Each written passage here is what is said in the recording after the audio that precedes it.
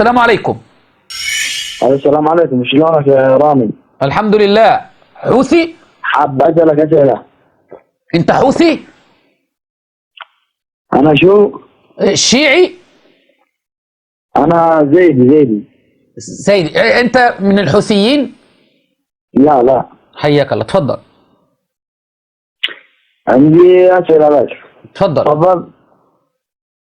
ما هو الدليل على التفرقه بين من حارب عليا وجعلتم للخوارج حكما ولاهل الجمل وصفين حكما اخر؟ ما هو الدليل على التفرقه؟ خلينا واحده لان صوتك مكتوم. واحده بقى، بقول لي كده ما هو ايش؟ ما هو الدليل على التفرقه بين من حارب عليا، على التفرقه. ايوه، بين من حارب عليا في الجمل وجعلتم للخوارج حكما وصفين ولأهل الجمل وصفين حكما آخر. طيب، أولا حرب الجمل لم يكفر طلحة والزبير علي بن أبي طالب، ولم يكفر علي بن أبي طالب طلحة والزبير، بل وقال علي بن أبي طالب في حربه مع معاوية: إخواننا بغوا علينا. فكان علي يرى أن هؤلاء إخوانه، وكانوا هؤلاء يروا أن علي إخوانه، وباتوا بخير ليلة. أخي الكريم، لأن أنت زيدي فأنت قريب لي، ونحن أقرب إلى بعض من الاثني عشرية، أليس كذلك؟ نعم. الذي سؤال آخر. إيش؟ لا لسه، خلينا أكمل لك بس. فدول ما كفروش بعض، يعني هؤلاء لم يكفروا بعض، وما كان في قتال إلا عبد الله بن سبأ اليهودي اللي أجج الفتنة، هو كان من كان معه للوقوع بين القتال بين علي وطلحة والزبير. وما بدأت المعركة رأى الزبير هذا الأمر فترك سلاحه وهرب، وأتى رجل فقتله وذهب من جيش علي وذهب يبشر علي، فقال له علي: قال رسول الله صلى الله عليه وآله وسلم: بشر قتل ابن صفية بالنار. وطلحة رفض القتال وتركه، وعلي بن أبي طالب لم يقاتل، فهؤلاء لم يقاتلوا بعد. أما صفين فهؤلاء كفروا علي بن أبي طالب، هؤلاء الخوارج اللي كفروا علي بن أبي طالب وخرجوا مع أنهم كانوا في جيش علي، وخرجوا وقاتلهم في النهروان بعد ذلك، وكان في بشرى للنبي صلى الله عليه وسلم بذلك. تفضل، هات سؤالك الثاني. ما هو الفرق بين من خرج على عثمان وحاربه وبين من خرج على علي وحاربه، وما هو الدليل على ما تقولون؟ طيب، أولا الذي خرج على عثمان هم هؤلاء السبائية الخوارج الذين أتى بهم عبد الله بن سبأ. كان بعض الهوجاء من مصر ومن اليمن ومن هنا ممن أثر فيهم عبد الله بن سبأ اليهودي، فهؤلاء خوارج ماشي، مع أنهم جمعوا بين الخوارج وبين السبائية الذين أسسوا لهذه الديانة اللي موجودة الآن بالغلو وتأليه علي رضي الله عنه. والذين خرجوا على علي في صفين أيضا خوارج.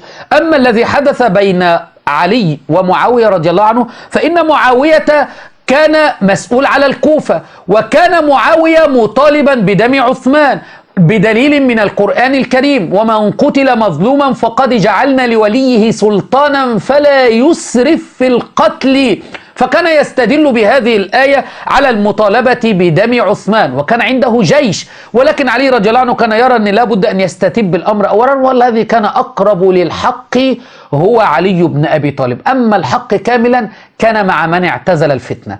أنا أجبتك على سؤالين، هل تسمح لي أسألك سؤالا؟ سؤال. ما هو السبب في التزكية لمن كان يلعن علي عليه السلام؟ ما هو السبب في إيش؟ في تزكيتكم لمن كان يلعن عليا. من الذي كان يلعن عليا وزكيناه؟ معاوية لم يلعن علي. 80,000 منبر.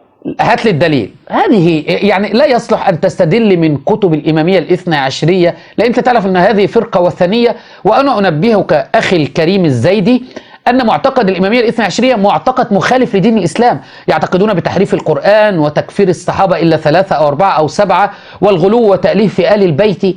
فأنا لا أريدك أن تكون على مثل هذا المعتقد. لا لم أكن. طيب، ثانيا، لو كان معاوية يسب علي رضي الله عنه، ما أتى رجل وقال له معاوية كان من أصحاب علي: صف لي علي، فكان يصف علي، وكان معاوية يبكي رضي الله عنه، كان يبكي حينما كان يصف علي بن أبي طالب. ومع ذلك حدث مصاهرة بين معاوية بين الآل والصحب بين الآل والصحب. وبعد ذلك أتى الحسن وبايع معاوية، وكان معاوية رضي الله عنه يكرم الحسن والحسين رضي الله عنهما بالهدايا وإرسال الهدايا وإرسال أشياء كثيرة. لكن أنا أريد أن أقول لك، ما هي عقيدتك في أبي بكر وعمر وعثمان؟ نحن نقول يا الزيدية، نعم، من إذا كان أخذهم الإمامة وهم عالمين أن الإمام علي أحد منهم فهو إذن، وإن كانوا لا يعلمون فلا إذن في ذلك وكان اجتهاد. طب ممكن تثبت لي أنا أحقية الإمام علي من أبي بكر وعمر وعثمان؟ يعني أنا عندي النبي صلى الله عليه وسلم، الحديث في صحيح مسلم، في صحيح البخاري، إما أتت امرأة وسألته وقالت له إذا أتيتك فلم أجدك، تعني الموت، فقال ائتي أبا بكر أو سلي أبا بكر. عندنا النبي صلى الله عليه وآله وسلم قدم أبا بكر في الصلاة. عندنا أشياء كثيرة. ممكن تجيب لي أدلة واضحة بينة أن علي بن أبي طالب إمام معصوم منصب؟ علي من النبي منزلة هارون من موسى. النبي صلى الله عليه وسلم يقصد هنا منزلة القرابة وليس منزلة الخلافة.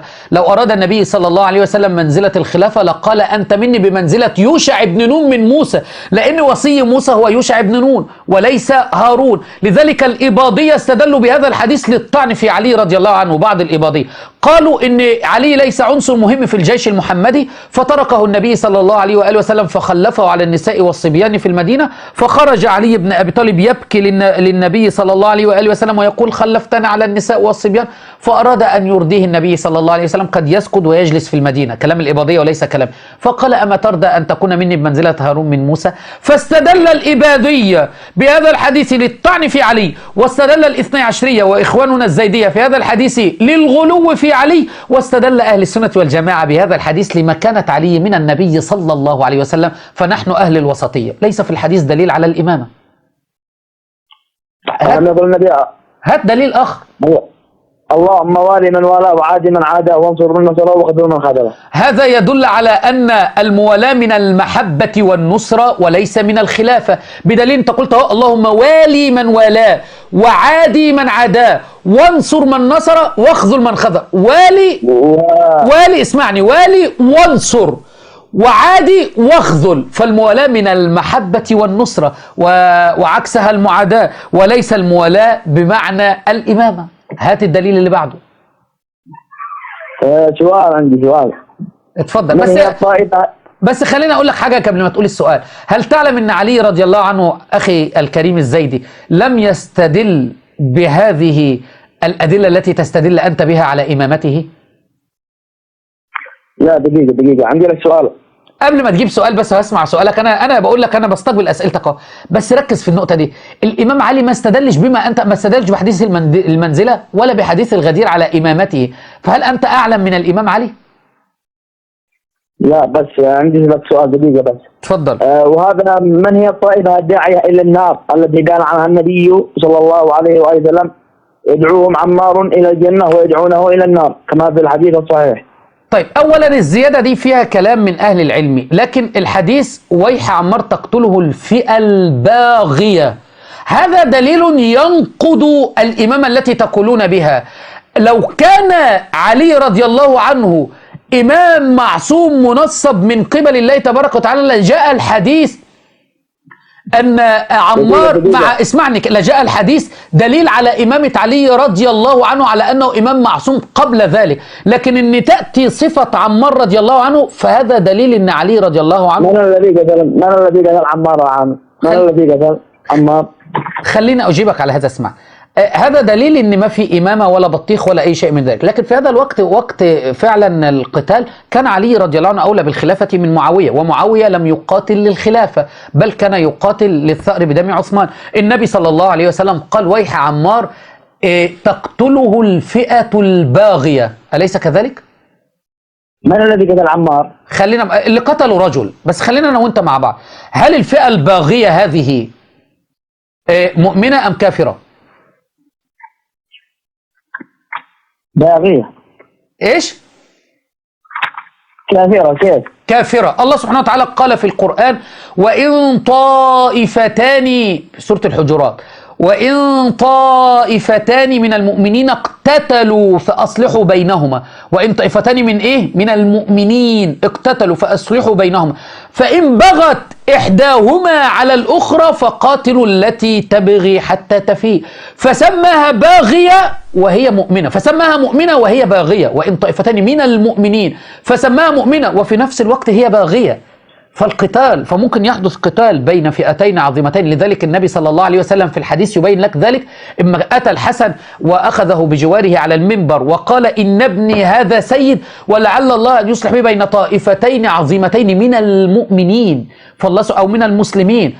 فالنبي صلى الله عليه وسلم سماهم بالمسلمين، والله سبحانه وتعالى سماهم في القرآن بالمؤمنين. أنا شايفك قاعد تقلب في ورق عشان تسألني سؤال تاني، وأنا هاخد أسئلتك، بس أتمنى أن أسئلة إجاباتي تقتنع بها. فهنا مسلم عادي، ولو أنا تنزلت معك بصحة هذه الزيادة يدعوهم إلى الجنة ويدعونه إلى النار، لأن عمار مع علي رضي الله عنه كان هو الخليفة الشرعي.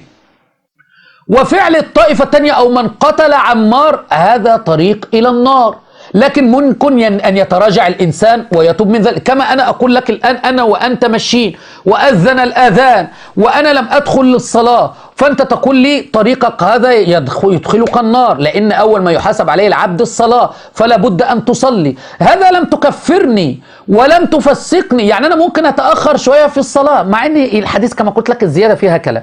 كده أجبتك ويح عمار الفئة الباغية وبينت لك وأجبتك على أسئلتك. أنا لي سؤال أن أسألك وسألتك إياه وأنت لم تجبني.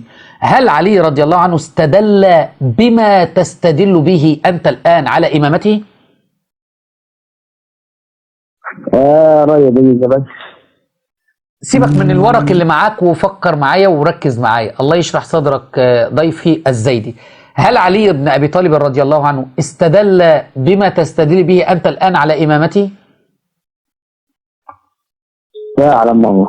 لا يا حبيبي والله. خلينا أختم بذلك وهديك رقمي، وإن شاء الله أنا عيوني لك أجيبك على جميع أسئلتك. أنا معي أكثر من شيعي زيدي مهتدي في البرنامج بفضل الله تبارك وتعالى، وأسماء قبائل معروفة عندكم. أقول لك يا حبيبي، علي رضي الله عنه لم يستدل بما تستدل به على إمامته. النبي صلى الله عليه وآله وسلم لم يقل علي إمام معصوم منصب بعدي أو إمام بعدي. القرآن الكريم لم يقل بإمامة علي. فإن كان الله لم يقل والنبي لم يقل صلى الله عليه وسلم وعلي لم يقل، فهل نحن أعلم من الله ورسوله وصاحب الأمر علي بن أبي طالب؟ ارسل لي رقم، ارسل لك كتاب وانت رد. طيب ان شاء الله، انا ابعت لي على الواتس، بس اتمنى تفكر في هذا السؤال. ممكن؟ ايش؟ اتمنى تفكر في السؤال اللي انا قلت لك الان، وانا هنتظر منك رساله على الواتس، ومن ثم اخذ باسئلتك. على هذا الرقم؟ نعم، هذا الرقم عليه واتس ان شاء الله. ان شاء الله، بس ما بيرد. لا ان شاء الله ارد عليك. شكرا لك. شكرا لك ضيفي الزيدي. اسال الله ان يشرح صدرك وأن يأخذ بيدك الحق. راسلنا على الواتس وإن شاء الله أخذ أسئلتك، لكن أنا أريدك أن تفكر في آخر سؤال. أنا أجبتك على كل إشكالاتك التي أتيت بها، مع أن أنت كاتبها في ورقة وأتيت بها. السؤال اللي أنا بسألك إياه الآن واللي أتمنى أن أنت تجيب عليه، إن كان الله لم يخبر في القرآن بآية محكمة على إمامة علي، ولا النبي صلى الله عليه وسلم لم يخبر بحديث واضح بين على إمامة علي، ولم يقل علي بن أبي طالب أنا إمام ويخبر بالأدلة التي أنت قلتها الآن، فهل أنت أعلم من علي بن أبي طالب، أم أن هؤلاء العلماء اختلقوا واستندوا على متشابه لأن في قلوبهم زيغ وأتوا بمثل هذه المتشابهات ليجعلوها للأمة هكذا وينسبون علي بن أبي طالب؟ قال تعالى: فأما الذين في قلوبهم زيغ فيتبعون ما تشابه منه ابتغاء الفتنة وابتغاء تأويل. أسأل الله أن يشرح صدرك وأن يأخذ بيدك إلى نور التوحيد.